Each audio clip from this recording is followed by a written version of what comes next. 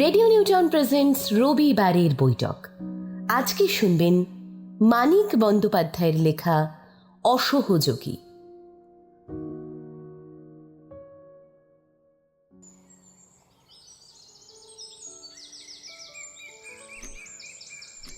রমেনের বাবা হর্ষনাথ ধনেশগঞ্জের মস্ত আড়তদার। বছরখানেক আগে রমেনকে সে তার পিস্তুত ভগ্নিপতি সূর্যপদের কাছে পাঠিয়ে দিয়েছিল ছেলেটাকে একটু শান্ত শিষ্ট ভদ্র বানাবার আশায়। রমেন একেবারে মারাত্মক রকম দুরন্ত হয়ে উঠেছিল। কিছুতেই সে তার সঙ্গে এঁটে উঠতে পারছিল না। দু তিনবার কোর্টে পর্যন্ত তাকে দৌড়তে হয়েছিল ছেলের জন্য। শেষে রমেন যখন একদিন ম্যাজিস্ট্রেট মিস্টার বসুর ছেলেকে মেরে রক্তারক্তি করে দিল, তখন সে পরিষ্কার বুঝতে পারল যে এ ছেলেকে সামলে চলা তার সামর্থ্য নয়। এ ছেলে তার সর্বনাশ করবে। যুদ্ধের বাজারে কতভাবে কত কামাচ্ছে, ম্যাজিস্ট্রেট সাহেবকে চটালে রক্ষে আছে। দামি দামি ভেট নিয়ে সেই শটান গিয়ে হাজির হলো একেবারে ম্যাজিস্ট্রেট সাহেবের বাড়িতে। মার খাওয়া ছেলেটির জন্যই উপহার রইল 200 টাকার। লুটিয়ে পড়ল মিসেস বসুর পায়ের তলে, প্রার্থনা করল রমেনের নিস্তার। ছেলের সম্বন্ধে কি ব্যবস্থা করবে আগেই ভেবে ঠিক করে ফেলেছিল, তাই বিনা দ্বিধায় জানিয়ে দিল যে ভয় পেয়ে রমেন কোথায় পালিয়ে গেছে, ফিরে এলে খুঁটিতে বেঁধে তাকে চাপকে লাল করে দেবে। সেই দিনই রমেনকে নিয়ে সে কলকাতায় রওনা হয়ে গেল ছেলেকে সূর্যপদর জিম্মা করে দেবার জন্যে। রমেনের মা একটু আপত্তি করেছিল, উনি নাকি স্বদেশি টদেশি করেন শুনেছি, খোকাকে আবার না বিগড়ে দেন। হর্ষনাথ বলেছিল, স্বদেশি না চাই, জেলে যেত না স্বদেশি করলে। ওসব টাকা উপায়ের ফিকির, ছেলেদের নিয়ে দলটল সমিতি টমিতি করে চাঁদা তুলবার জন্যে। মাস্টারিতে কারো পেট চলে। শহরতলিতে সূর্যপদর বাড়ি। এক রাত্রির বেশি হর্ষনাথ থাকতে পারেনি। তার কত কাজ ধনেশগঞ্জে। সূর্যপদকে সব জানিয়ে অনুরোধ করেছিল, ছেলেটাকে তোমার মানুষ করে দিতে হবে ভাই, সুধরে দিতে হবে। সূর্যপদ হেসে বলেছিল, দেখো, ছেলেকে তোমার মানুষ করে দেব। একটা শর্ত করেছিল সূর্যপদ, যে 1 বছরের মধ্যে রমেনকে ধনেশগঞ্জে নেওয়া চলবে না, আর সোজাসুজি রমেনকে টাকা পাঠানো চলবে না। হর্ষনাথ রাজি হয়ে ফিরে গিয়েছিল। রমেনের খরচের জন্য 50 টাকা দিতে চাইলে সূর্যপদ মোটে 25 টাকা নিয়েছিল। বলেছিল, আমি গরিব মাস্টার, তোমার ছেলের খরচ চালাবার ক্ষমতা আমার নেই, কিন্তু 25 টাকার বেশি খরচ ওর লাগবে না। পরের মাসে হর্ষনাথ 50 টাকা পাঠিয়েছিল। কয়েকদিন পরে 25 টাকা ফেরত আসায় খুশি হয়ে রমেনের মাকে বলেছিল, না, লোকটা সত্যি ভালো, ছেলেটাকে সুধরে দিতে পারবে বলে মনে হয়। 1 বছর পরে পুজোর ছুটিতে রমেন বাড়ি এলো। তার পরিবর্তন দেখে প্রথম কদিন হর্ষনাথ পরম খুশি। যেমন চেহারায়, কথায়, ব্যবহারেও তেমনি সে শান্তশিষ্ট ভদ্র হয়ে এসেছে। উস্কো খুস্কো ঝাঁকড়া চুল ছোট ছোট করে ছাঁটা, কিন্তু তাও আঁচড়ানো। জামা কাপড় সস্তা দামের, কিন্তু দিব্যি পরিষ্কার পরিচ্ছন্ন। মুখখানা হাসি খুশি, কথা মিষ্টি, চালচলন নম্র। গুন্ডার মতো চেহারা নিয়ে সারাদিন সে টো টো করে ঘুরে বেড়াতো। খেলা আর মারামারি নিয়ে মেতে থাকতো। এমনি সে চঞ্চল ছিল 1 বছর আগে। অকাজের পর অকাজ না করলে তার স্বস্তি ছিল না। একটা কথা কোনোদিন সে কারও শুনত না। সে চাপল্য, শয়তানি আর অবাধ্যতা কোথায় উড়ে গেছে। সারাদিন বাইরে ঘুরে বেড়ায়, এই যে একটু দোষ। কিন্তু কোনো অপকর্মের খবর না পেয়ে এবং বাড়ি ফিরলে ছেলের দেহে বা কাপড় জামায় দুরন্তপনার চিহ্ন না দেখে হর্ষনাথ নিশ্চিন্ত হয়। ভাবে, এতদিন পরে দেশে এসেছে, পুরনো বন্ধুদের সঙ্গে হয়তো আড্ডা দিচ্ছে স্বাদ মিটিয়ে, ওতে আর কি আসে যায়। দিন 7 পরেই কিন্তু মনে তার খটকা লাগে। আড়ত থেকে ভাত খেতে বাড়ি ফিরে দেখে কি 100-3 দুর্ভিক্ষের কাঙালি মেয়ে, পুরুষ, ছেলে, বুড়ো বাড়ির পাশে ফাঁকা বটগাছতলায় পাত পেতে ভাত খাচ্ছে। পরিবেশন করছে রমেন, আর তারই বয়সে 25-30টি ছেলে। দেখে মুখ হাঁ হয়ে যায় হর্ষনাথের। বাড়ির ভিতরে গিয়ে ধপাস করে বসে পড়ে ছেলেকে সে ডেকে পাঠায়। এসব কি হচ্ছে? রমেন তখন উৎসাহে ফুটছে, ওদের খাওয়াচ্ছি বাবা, কত হিসেব করে খাওয়াতে হচ্ছে জানো? কতদিন ধরে খায় না, বেশি খেলেই মরবে, তা কি বোঝে বেটারা? সবাই চেঁচাচ্ছে, আরো দাও আরো দাও, সামলানো দায়। চাল ডাল সব পেলি কোথা? মা দিয়েছে। রমেনের মা ভয়ে ভয়ে বললেন, আহা, আবদার ধরেছে, খাওয়াক না, সবাই আশীর্বাদ করছে, ভালো হবে। ভালো হোগাচ্ছি, দাঁড়াও। বাড়ির ভাড়ারটাই প্রায় ছোটখাটো একটি গুদাম ঘর। আগে হর্ষনাথ রমেনের মার কাছ থেকে ভাড়ারের চাবি সংগ্রহ করলো, তারপর বটতলার খাওয়া শেষ হলে সকলকে হাঁকিয়ে দিল। আধার নেমে এলো রমেনের মুখে। সে বলল, আমি ওদের 7 দিন রোজ খাওয়ার কথা বলেছি বাবা, তারপর ওরা গায়ে ফিরে যাবে। চুপ কর, বেয়াদব কোথাকার। 7 দিন ধরে খাওয়াবে, আমাকে ফতুর করার মতলব? দিন যায়, প্রতিদিন চারিদিকে অসহায় ক্ষুধিতের কান্না হু হু করে বেড়ে যেতে থাকে। রমেন আর হাসে না।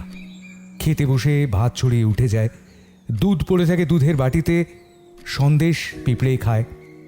হর্ষনাথ রাগ করে বলে, কি জ্বালা বাপু, কেন, হয়েছে কি? না খেয়ে মরে যাবে, তুমি কিছু করবে না বাবা?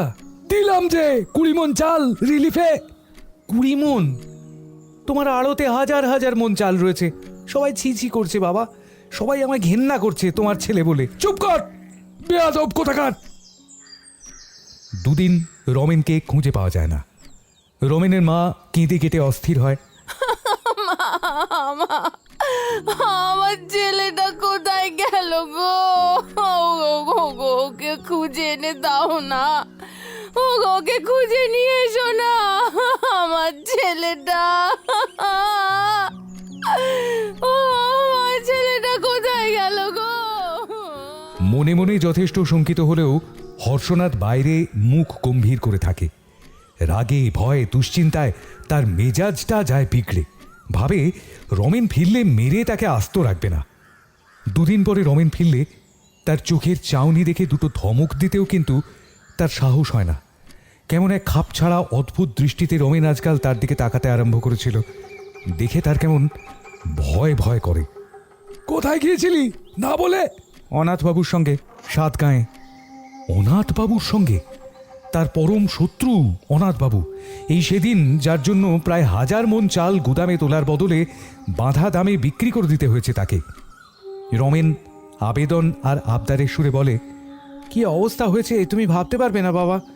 তুমি এক কাজ করো বাবা, যে দামে কিনেছিলে 1 টাকা লাভ রেখে চাল বেচে দাও, তোমার তো লোকসান হবে না। কত লোক বাঁচবে ভাবো দেখি। লোকসান হবে না? না, 40 টাকার জায়গায় 14 টাকায় বেচলে লোকসান হবে না? কি হিসাব তুই শিখেছিস? কথাটা হর্ষনাথ উড়িয়ে দেবার চেষ্টা করে। তখন রমেন বলে, তাহলে তোমার সব চাল আমি বিলিয়ে দেবো বাবা, আগে থেকে বলে রাখলাম, তোমায় আমি মানুষ খুন করতে দেব না। ছোট মুখে বড় কথা বলিস না, থাবড়া খাবি। বলে রাখলাম, দেখো।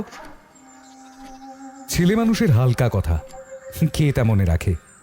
আড়তে তার কত লোকজন, গুদম তালাবন্ধ, চাইলেই কি আর চাল বিলিয়ে দিতে পারবে রমেন? 50 জন বন্ধু আর অনাথবাবুকে সঙ্গে নিয়ে এলেও নয়। সেজন্য হর্ষনাথের ভাবনা হলো না। ছেলের পাগলামি দেখে মনটা শুধু খারাপ হয়ে গেল।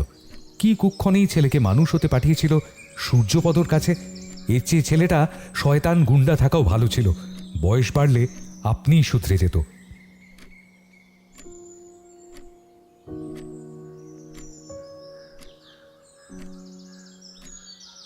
দিন কতক পরে হর্ষনাথ ব্যবসার কাজে 3 দিনের জন্য বাইরে গেল। আড়তে বলে গেল, রমেন এসে গোলমাল করলে যেন ভালোভাবে শাসন করে দেওয়া হয়, আর অনাথ এসে হাঙ্গামা করলে যেন সোজা পুলিশ ডেকে ধরিয়ে দেওয়া হয়। একবার থানাটাও ঘুরে গেল, অনাথ কিভাবে তার ছেলের মাথা বিগড়ে দেবার চেষ্টা করছে জানিয়ে দেবার জন্যে। পরদিন সকালে আড়তে ও আড়তের সামনে হই হই কাণ্ড শুরু হয়ে গেল। নিতাই চরণ আড়তের প্রধান কর্মচারী, বাবু নেই বলে আড়ত খুলতে লোক পাঠিয়ে নিজে একটু বেলা করে হেলতে দুলতে এসে দেখে কি প্রায় 105 লোক জমা হয়েছে আড়তের সামনে। তাড়াতাড়ি ভেতরে ঢুকে নিতাই চরণের চক্ষু স্থির। আড়তের যে কোণে 1000 টিন তেল ছিল পরশু পর্যন্ত, সেখানে মেঝেতে তেল আর ময়লার পুরু পাঁকের উপরেই আড়তের সবাই বসে আছে।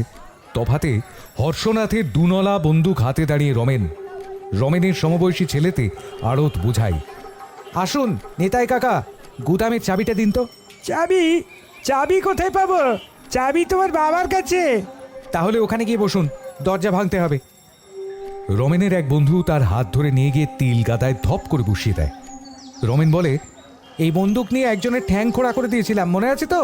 কেউ কোনো ফন্দি ফিকির চালাকি করবার চেষ্টা করবেন না, সত্যি সত্যি গুলি করবো কিন্তু। সেইখানে দাঁড়িয়ে থেকে রমেন ওদের পাহারা দেয়।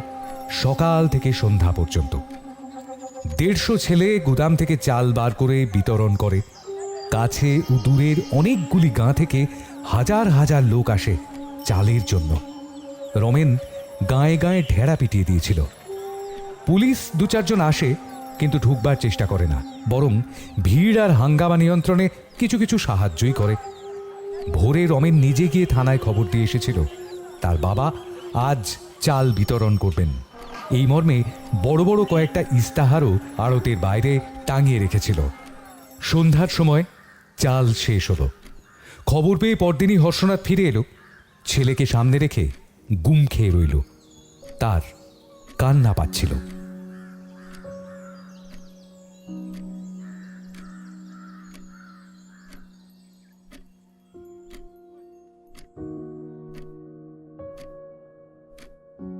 রেডিও নিউ টাউন প্রেজেন্টস রবি বাড়ির বৈঠক।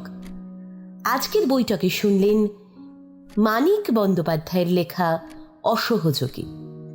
গল্প পাঠিয়েছিলেন শান্তম, মায়ের ভূমিকায় মধুরা, এডিটিং ও পোস্টার সৌরভ, সামগ্রিক পরিকল্পনা উষসী।